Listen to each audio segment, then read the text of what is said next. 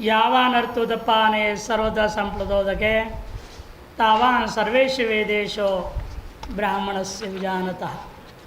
इसकी संक्रांति टीका। उदम मने उदकम पिबन्त्यस्मिन्निति उदपानम। उदम का अर्थ है उदकम, वह पिया जाता है जिसमें, उसका नाम उदपान। कुआं, तालाब, बावड़ी वगैरह, जलाशय। जातौ एक वचन, तो एक नहीं बहुत है, उदपानम एक वचन क्यों हुआ? कहते जातौ। व्याकरण में दो पक्ष है, व्यक्ति पक्ष और जाति पक्ष। व्यक्ति पक्ष में जितनी व्यक्ति है, जितने वस्तु, उसके अनुसार वचन होता है, द्विवचन बहुवचन सब चलेगा। इन जाति में उदपानत्वावच्छिन्न उदपान ऐसे लूँगा तो एक ही माना जाएगा, तो एक वचन होता है। तस्मिन् उदपाने भूमौ सर्वत्र विद्यमान वापि कुप तड़ाक पुष्करणी नद नद्यादौ पुण्यतीर्थ यावत् परिमाणकः सिद्ध्यति। उस उदपान जलाशय इस पृथ्वी पर सर्वत्र पूरी दुनिया में घूम लो, जितनी भी विद्यमान है कुआं, बड़े कुआं, छोटे कुआं, तड़ाग, छोटे तालाब, बड़ा तालाब, पुष्करिणी, पुष्कर हैं, जहाँ चारों तरफ से सीढ़ियाँ बन जाते नीचे उतरने के लिए, उसको पुष्कर कहते हैं। कुछ ये बंधा हुआ नहीं, उसको सामान्य खुला तालाब है।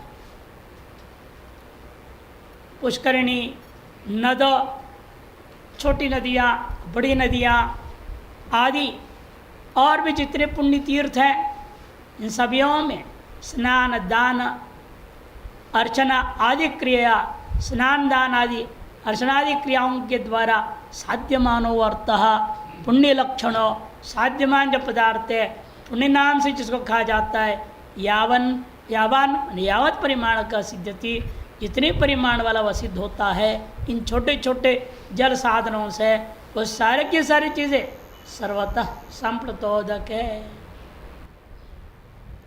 सर्वत्र संप्लुतम परिपूर्ण मुदकम यश स सर्वत्र संप्लुतोदक। सर्वत्र संप्लुतम, चार तरफ फैला हुआ है, पूर्ण रूपेण, परिपूर्णम मुदकम, पूरा जल से भरा हुआ है, जिसका नापना निर्णय लेना असंभव है, उसका नाम समुद्र है। यस स उसे कहते हैं सर्वत्र संप्लुतोदक समुद्र।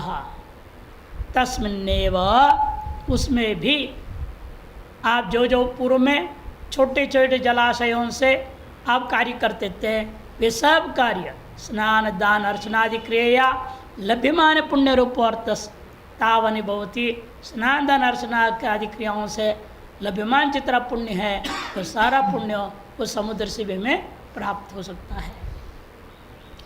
गंगा आदि पुण्य तीर्थेषु तरतर पृथक पृथक क्रियमाण स्नान दानादि क्रिया लभ्यमान पुण्य विशेष ही समान परिमाण एव सिद्ध्यति, ये न ततो न्यूनायते। गंगा आदि पुण्य तीर्थों में जहाँ जहाँ भी अलग अलग करके आपके द्वारा किए जाने वाले स्नान दान आदि क्रिया, उनसे लभ्यमान जितना भी पुण्य है विशेष, वो सारा पुण्य विशेष समान परिमाण है एक बार समुद्र में नहाने आदि करने से। समान परिमाण एवं पुण्यम सिद्ध्यति न ततो न्यूनायते, उससे कभी कम नहीं होता। शते पंचाशत न्याय न, न्याय है जैसे आस्तिपद न्याय, वैसे शते पंचाशत न्याय। यदि आपके पास 100 रुपया है, इसका मतलब आपके जेब में 50 रुपया भी है। भले कुतार के कोई कहे हमारे 50 रुपये है नहीं, 100 रुपया है, क्यों? नोट दिखाएगा, देखो 100 रुपये का नोट है, मेरा 50 रुपये का नोट तो है ही नहीं। कागज के आधार पर बोल सकता है, लेकिन वास्तव में वो कागज जो 100 रुपया का है, वो 2 50 रुपये के बराबर है, 5 20 रुपये के बराबर है, 10 10 रुपये के बराबर है। अब अपने सोचने समझने वाली बात है। और 1 रुपये तो 100 के बराबर। तो इसीलिए आपकी दृष्टिकोण के ऊपर निर्भर है, नहीं तो वास्तव में 100 है तो उसके अंतर्गत 1 से 99 जितनी संख्याएँ हैं वो सारी सब उस 100 के अंतर्गत आ गया, समाविष्ट है। उसी प्रकार समुद्र में सर्व नदी तीर्थ आदियों के द्वारा प्राप्यमान जितना पुण्य है और सब समुद्र में स्नान दान क्रिया आदि करने से उतनी ही प्राप्त होती है। न ततो न्यूनायते शते पंचात न्यायेन परिच्छिन्न जलानां गंगादीनां समुद्रे अंतर्भावात्, क्योंकि शते पंचाशत न्याय के अनुसार ये जो समुद्र है उसमें गंगा जितने भी क्षुद्र परिच्छिन्न जल है वो सारे जल अंतर्भूत हो जाता है। जितने भी परिच्छिन्न है वो व्यापक में समाहित हो जाता है, अंतर्भूत हो जाता है।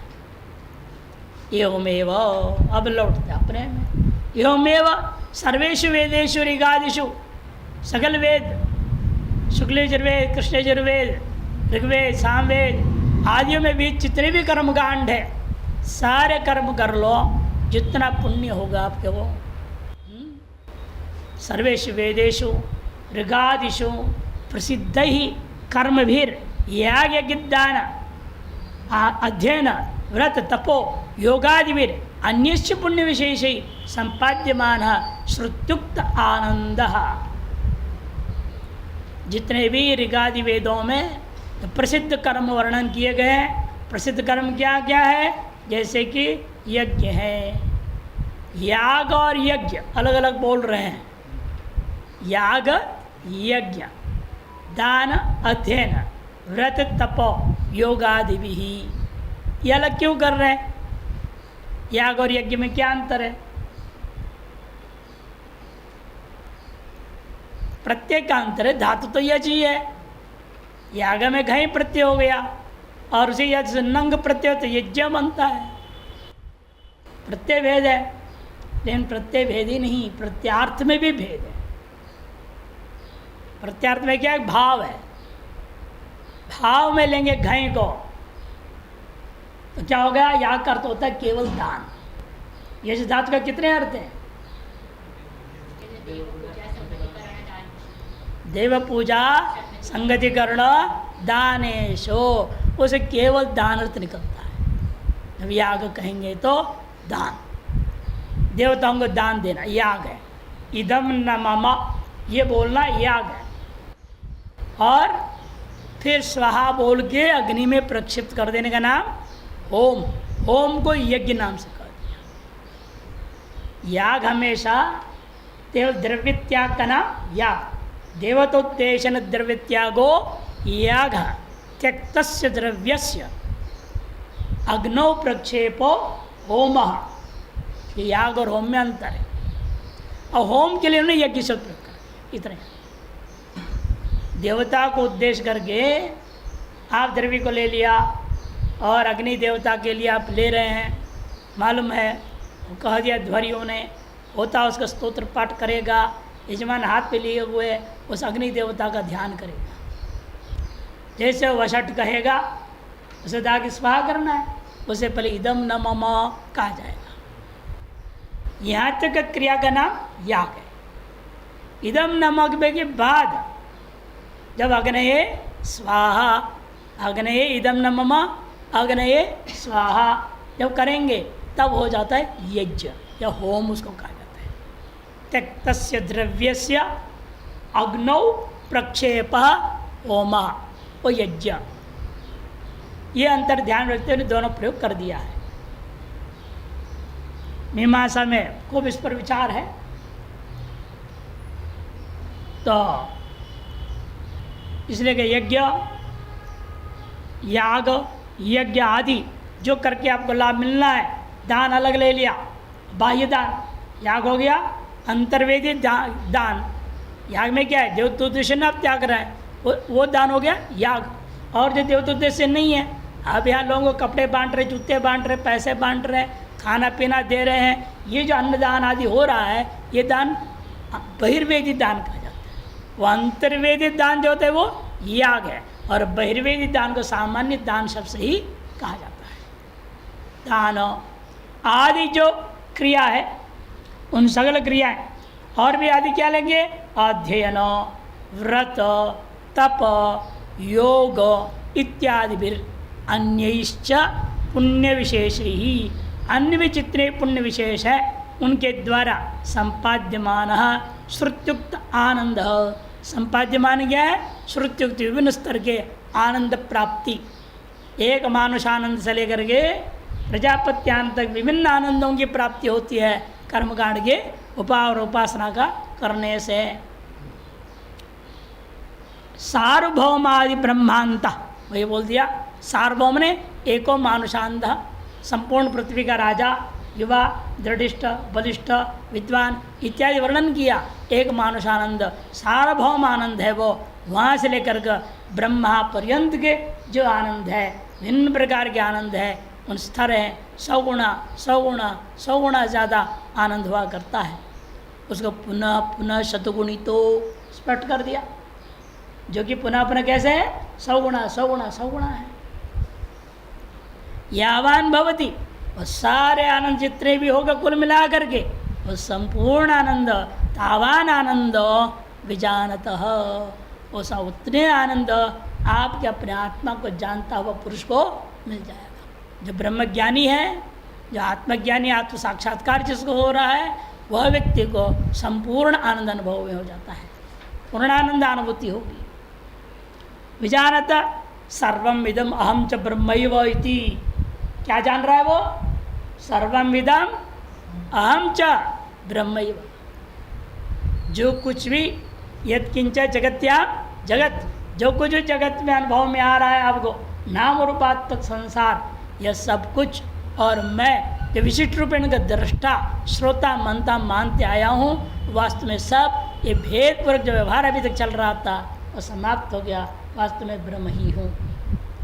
इस प्रकार का अनुभूति जिसको हो गया, इस जगत स्वरम स्वंच सच्चिदानंदम ब्रह्मैव पश्यतो, इस संपूर्ण जगत को और स्वयं को सच्चिदानंद ब्रह्मरूपेण ही जो अनुभव करता हुआ व्यक्ति है, ऐसे जो ब्राह्मण के प्रति ब्रह्मविद यते है ब्रह्मानुभूत्या सिद्ध्यति, ब्रह्मविद जो यति है, ब्रह्मविद जो यति है, उस यति के ब्रह्मानुभूति के द्वारा वह संपूर्ण आनंद की प्राप्ति होती है। तो ब्रह्मविद नित्यानंद भवति, इसलिए एक बार, लेकिन वो आनंद ऐसा है अन्य आनंदों के समान नहीं, एक बार वो आनंद प्राप्त हो गया वो नित्यानंद ही रहेगा। इसे महात्मा में नाम रख दे नित्यानंद महाराज, नाम भी रख देते हैं, पूर्णानंद महाराज। नित्यानंद जी बहुत बड़े सिद्ध महापुरुष हुए मुंबई के पास में। हाँ, उससे कर्नाटक से आए थे, वहाँ आकर के बस गए, पहाड़ छेद करके खोद करके गुफा बना के बैठ गए। बड़े सिद्ध माने थे, उनके चेले भी बड़े सिद्ध थे मुक्तानंद जी, और उनके आगे की कहानी मत पूछो, मत जानो को मत, परेशान मत हो। ततो ब्रह्मविद नित्यानंद भवति, उससे जो और आगे और कुछ भी नहीं है, वह ब्रह्मविद जो है वास्तव नित्यानंद ही हो जाता है। समोदते मोदनीयम ही लब्ध्वा, ये जो श्रुत है, ये जो श्रुति प्रमाण है, वह मोदनीय, वह आत्मा ब्रह्म को प्राप्त करके स्वयं आनंद रूप हो जाता है। समोदते यद्वा, एक व्याख्या हो गया जो कि भाषा अनुरूप व्याख्या है, उसका थोड़ा विस्तार करके भाष्य को इन्होंने एक तरह से बोला है। दूसरी अर्थ लेते हैं, उदपाने भूमौ सर्वत्र विद्यमान वापिक उपतड़ाक नद नद्याद जल प्रदेश विद्यमान जल रूपो अर्थो। यहाँ स्नान दान आदि को क्रियाओं में नहीं ले जा रहे हैं, उसे जो पुण्य प्राप्त होने वाला उस तरफ नहीं ले जा रहे, सीधे जल ही ले लो। सर्वत्र जितना जल है वो सारा जल समुद्र से भी कम है, उसे ज़्यादा ही समुद्र में है। जल सामान्य को लेकर के घटा रहे। उदपाने मने भूमौ सर्वत्र, भूमि में सर्वत्र जो विद्यमान, क्या?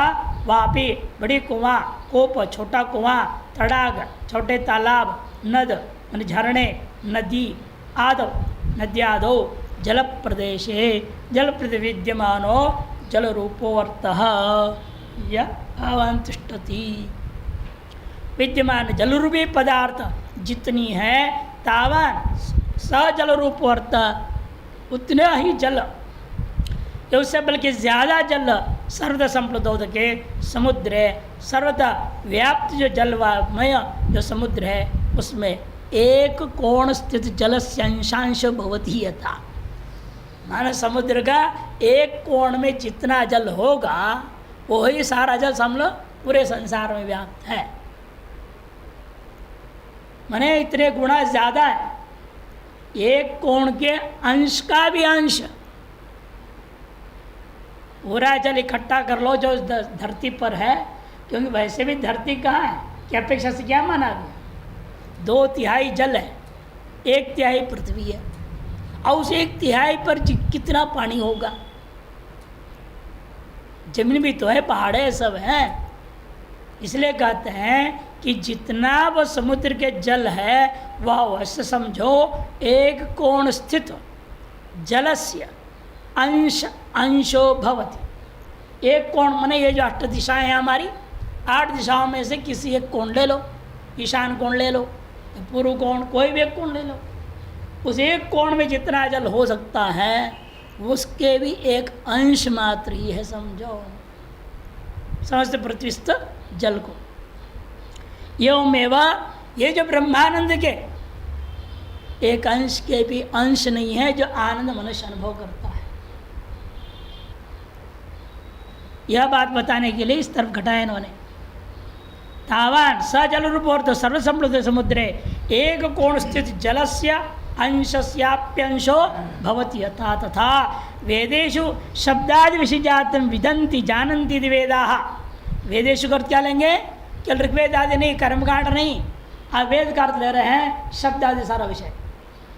शब्दादि विषयों को वेद अर्थ घटा रहे। देखिए शब्दादि विषयजातं विदन्ति जानन्ति इति वेदाः। वेदेषु सर्वेषु विद धातु कर्तरी अच, विद धातु से कर्तरी में अच प्रत्यय कर दो, घय मत करो। कर्तरी में अच जानन्ति जानने वाला, वेदा ब्रह्मादि पिपीलिकांता सर्वे प्राणिनः, और कर्मणि से हटा करके भी शब्दों को जानने वाले अर्थ ले, शब्दादियों को जानने वाला। कर्तरी में अच करो तो भी वेद बनेगा। वेदनम इति वेद, भाव में गए करो तो भी वेद ही बनेगा। कर्ता कर्म भाव तीनों अर्थ में एक ही अर्थ शब्द बनता है। ऐसे जहाँ जैसे उच्च समझवा ले लो, या कर्तरी में ले रहे हैं। ब्रह्मादि पिपीलिकांता सर्वे प्राणिना, ब्रह्मादि से आरंभ करके पिपीलिका पर चींटी पर्यंत समस्त प्राणियों को वेदा शब्द से कह दिया गया। इसे बहुवचन है वेदाः। वेदेषु सर्वेषु प्राणिषु पुण्यकर परिपाकवशाद इष्टा अर्थ सानिध्ये प्रतिमान आनंद रूपो अर्थ यावान भवति।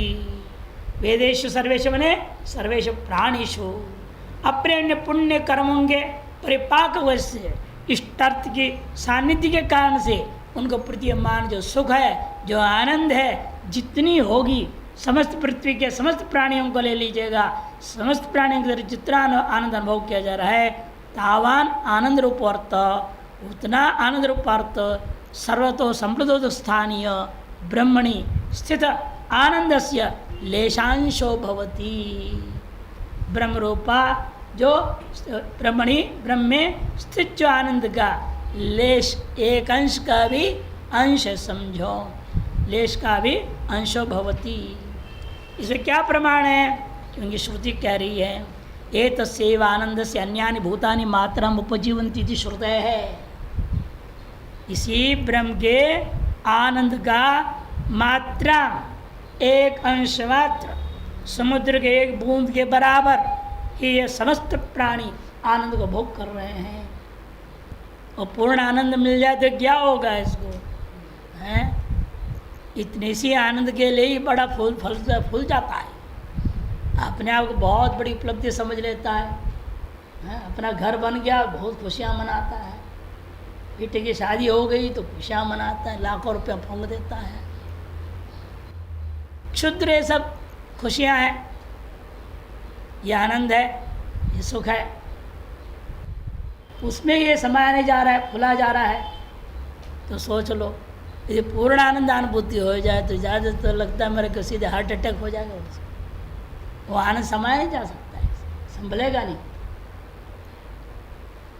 इसलिए का बिना ईश्वर कृपा, गुरु कृपा, शास्त्र कृपा आनंद अनुभूति हो ही नहीं सकती।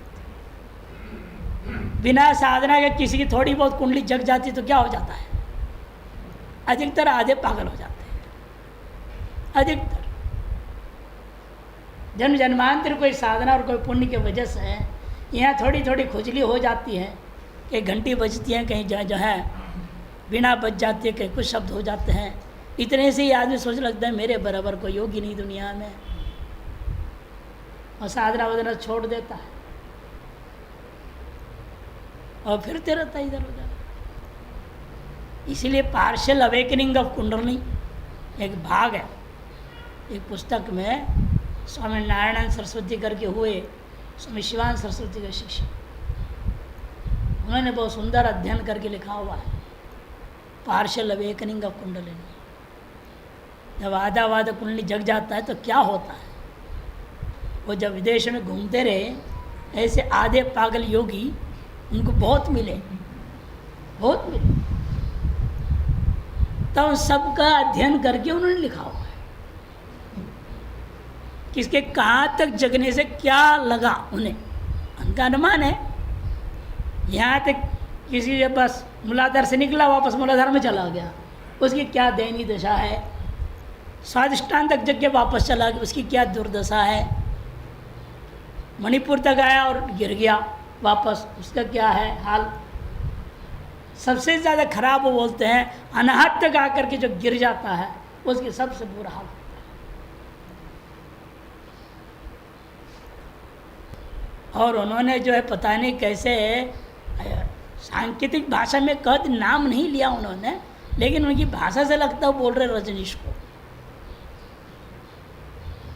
जो शख्स समाधि कहा ना उसने, संभोग से समाधि, स्त्री का भूख बढ़ जाता है, प्यार का भूखा हो जाता है, और जो स्त्री थोड़ी भी प्यार कर दे उसके पीछे पागल हो जाएगा।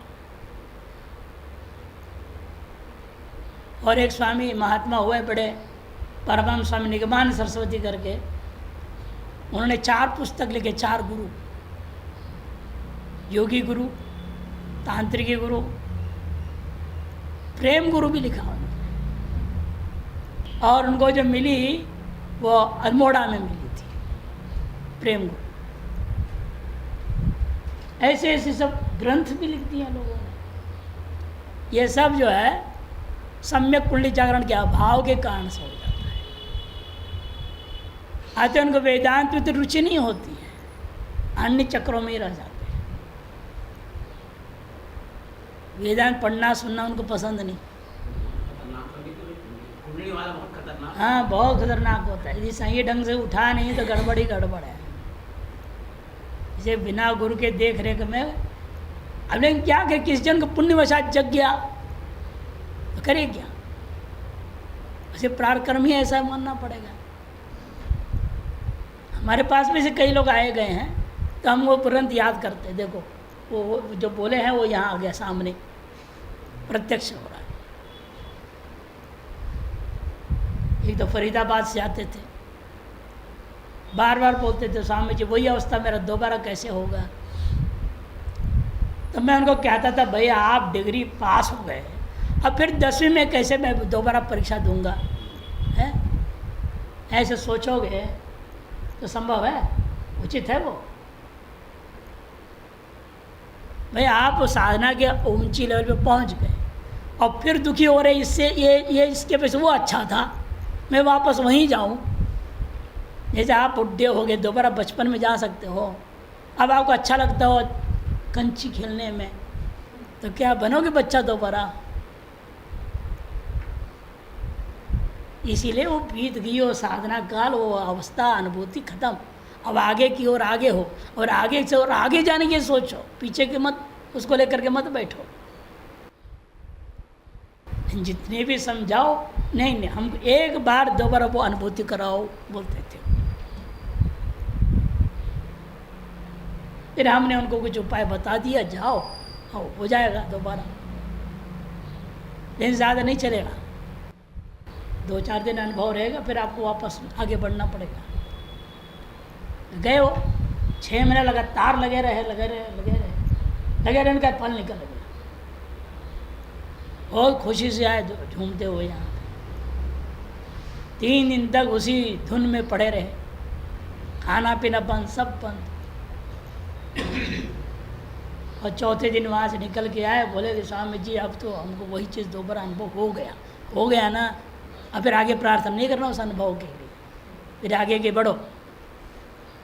अब आगे क्या करो, फिर आगे का बता दिया, फिर दोबारा आज तक आया ही नहीं बंदा। पता नहीं स्वर्गवासी हो गया कि क्या हो गया, तो भगवान जाने, फिर लौटा नहीं हो। इसलिए सब चीज़ें हैं कि बारे के ये जो आनंद हमें अनुभव आ रहा है विभिन्न स्तर के, साधना के विभिन्न स्तरों में भी, लौकिक प्राप्ति के कारण से भी, घर द्वार मोटरसाइकिल गाड़ी घोड़ा के कारण से जिससे भी आपको आनंद हो रहा है, वो उस अंश का भी एक अंश मात्र ही है। इति स्वप्रतिबिंब लेशांश मात्रेण, स्व माने ब्रह्म के प्रतिबिंब क्या है, जीवात्मा, वो भी आनंद रूप है, उसका अंश मात्र है वो, इसका भी अंश मात्र है। स्वयं जीवात्मा क्या है, ब्रह्म का अंश है। मैं वांशो जीवलोके जीवभूत सनातन, उस जीव रूपी जो सच्चिदानंद है वो भी ब्रह्म का अंश है, उसका भी एक अंश अनुभव करता है बुद्धि और अहंकार आदि के द्वारा। इसलिए कहते हैं स्वप्रतिबिंब के लेशांश मात्रेण ब्रह्मादि पिपलिकांत प्राणिजात तत् पुण्य विशेषतारतम्येन ब्रह्मा से लेकर पिपीलिका पर्यंत समस्त प्राणी समूह के द्वारा अपने अपने पुण्य विशेष के तारतम्य के कारण से सुख तारतम्य प्रथम सर्वत संप्रतोदक स्थानीय अद्वितीयम सत्य ज्ञान आनंद घनम परम ब्रह्म विजानत एतदेव अहमिति स्वरूपत्वेन साक्षात्कृतवतः। उसु की तारतम्यता जो प्रदान करने वाला का जो पराकाष्ठा है, कहाँ है, सर्वत संपूर्णोदक स्थानीय विशुद्ध ब्रह्म है। अद्वितीयम सत्य ज्ञान आनंद घनम परम ब्रह्मैव, उसको विजानता, उसको अनुभव करता हुआ, क्या अनुभव कर रहे वो, एतदेव अहमिति, यह ब्रह्म ही मैं हूँ, मैं ही ब्रह्म हूँ नहीं, यह ब्रह्म ही मैं हूँ, दोनों में बहुत अंतर है। मैं ही ब्रह्म बोलोगे तो राक्षस बनोगे, और ब्रह्म ही मैं हूँ कहोगे वहाँ ब्रह्मज्ञानी होगे। क्या हमेव ब्रह्म का मतलब क्या, नान्य कश्चित, और अन्य कोई ब्रह्म नहीं, अन्य सब क्या, फिर गधे घोड़े, मैं ही मात्र एक ब्रह्म हूँ। अहमेव ब्रह्म आसुरी वेदांत है, ब्रह्मैव अहम ये दैवी वेदांत है। ब्रह्मैव अहम अस्मि, ब्रह्मैव अहम अस्मि, शांति पाठ में भी इसलिए कहा जाता है। ये यहाँ पर करे एतदेव एतद ब्रह्म एव अहम अस्मि, ये हो अहमेव ब्रह्म, ऐसा नहीं, उल्टा नहीं करना। स्वस्वरूपत्वेन साक्षात्कृतवतो ब्राह्मणस्य, स्वस्वरूपत्वेन साक्षात कर लिया गया जो ब्राह्मण है, ब्रह्म को जानने वाला ब्राह्मण है, ब्रह्मविदो। इसे ब्राह्मण जाति ब्राह्मण वर्ण नहीं लेना, इसलिए कहते ब्राह्मण से कर दो ब्रह्मविदो, ब्रह्मवेत्ता। अखंडाकार वृत्तिया, ब्रह्माकार वृत्ति अखंडाकार वृत्ति के द्वारा सर्वदा अनुभूयमानो, सर्वदा स्वस्वरूप का अनुभव करता हुआ अनंतो बिंबानंद, अभी तक प्रतिबिंबानंद का भी अंश अनुभव कर रहा था, अब क्या आनंद करने लग गया, जो अनंत है, बिंबानंद है, बिंबानंद का अनुभव कर रहा है। किसी महात्मा का नाम आज तक हमने सुना नहीं, प्रतिबिंबानंद और बिंबानंद है। अब 2 चेले बनाओ, एक का नाम रख दो बिंबानंद, दूसरा नाम प्रतिबिंबानंद नाम रख दो, है। बिंबानंद एवं लक्षण एतावानिति वक्तुम न के नापेक्षते, वह आनंद जो है इस प्रकार का है, इतना है, इतना ही होगा वो, इस प्रकार से कथन किसी के द्वारा भी नहीं किया जा सकता। ऐसे जो अनंत आनंद स्वरूप है।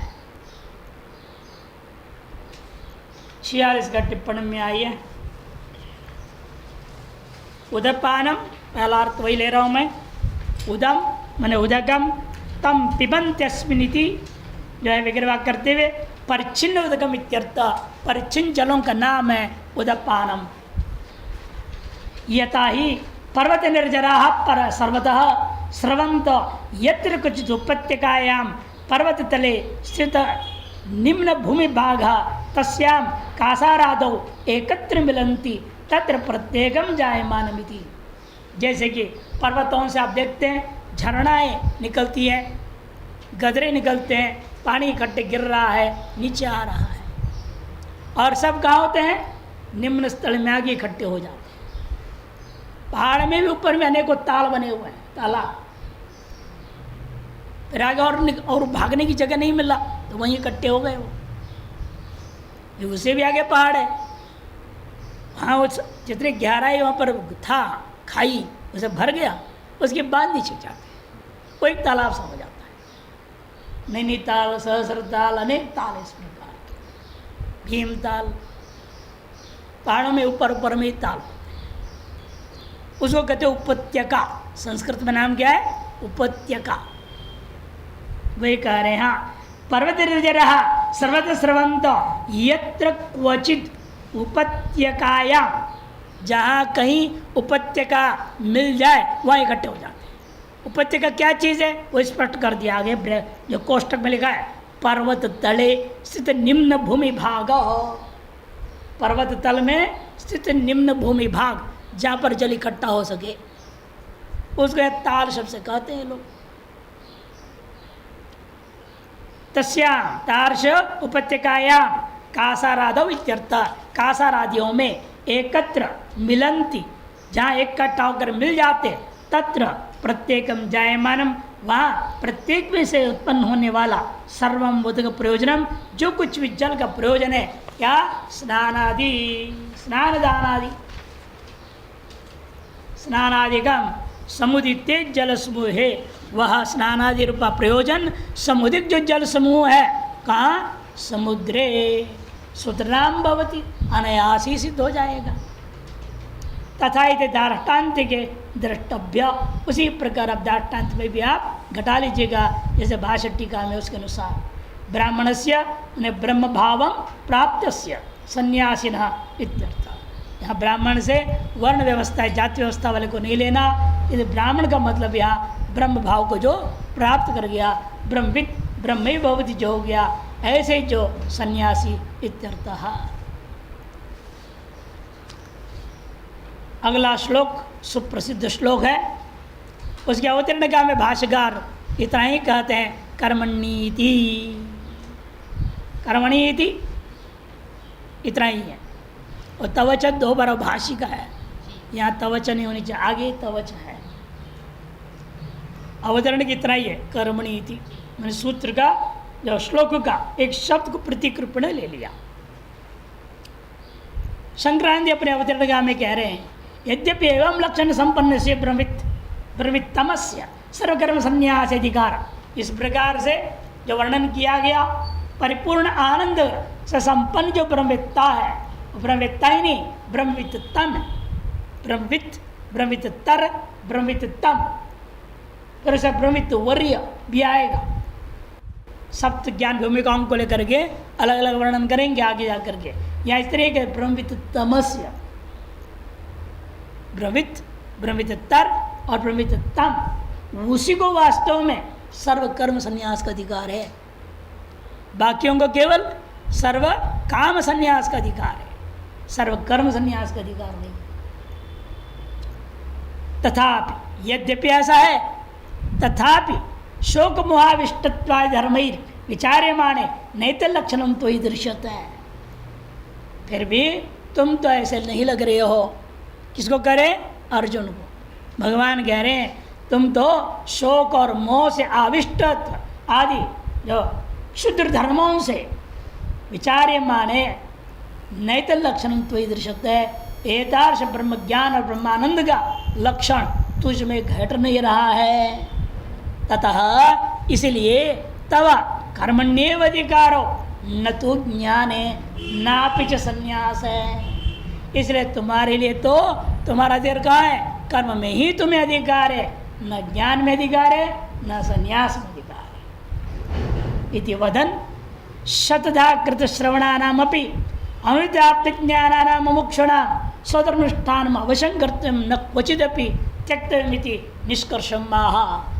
इसीलिए सैकड़ों बार वेदांत को सुनने के बावजूद शतधा कृत श्रवण नामपि, सैकड़ों बार भले आपने वेदांत सैकड़ों जन्मों से भी सुन लिए होंगे, उस जन्म में भी सैकड़ों बार सुन लिए होंगे, यदि आपको लगता है अपने अंदर परिपूर्ण आनंदानुभूति नहीं है कि नहीं, यदि आनंदानुभूति नहीं है, आपको लगता है पर्ची हाथ में लगते हुए आनंदानुभूति हो रही है, तो समझ लेना चाहिए अभी आपको कर्म में ही अधिकार है, कर्म ही अधिकार है। आप अनुदित आत्मज्ञान आना, जिसने भी आत्मज्ञान को उदय नहीं हुआ है, ऐसे जो फिर भी अब मुमुक्षु हैं, मोक्ष तो सब चाहते ही हैं, मुमुक्षुणाम, ऐसे मुमुक्षुओं को स्वधर्म अनुष्ठानम अवश्यम कर्तव्य। आपके अपने वर्ण और आश्रम के मुताबिक जो शास्त्रों में वर्णित कर्म है वह धर्म है आपका अपना, उसको अवश्य अनुष्ठान करना चाहिए, उनमें से कुछ भी त्यागना नहीं, न क्वचित भी त्यक्तव्यम इति निष्कर्षम माह। यह निष्कर्ष कथन करने के लिए यह अगला श्लोक आरंभ होता है। कर्मण्येवाधिकारस्ते मा फलेषु कदाचन मा कर्मफल हेतुर्भूर् मा ते संगोस्त्व कर्मणि। कर्मण्येवाधिकारस्ते मा फलेषु कदाचन मा कर्मफल हेतुर्भूर् मा ते संगोस्त्व कर्मणि। एवकार के द्वारा व्यावर्तन कर दिया, तुम्हें ज्ञानाधिकार नहीं, संन्यास अधिकार नहीं। कर्मणि एव तन्नान्येषु इत्यर्थः।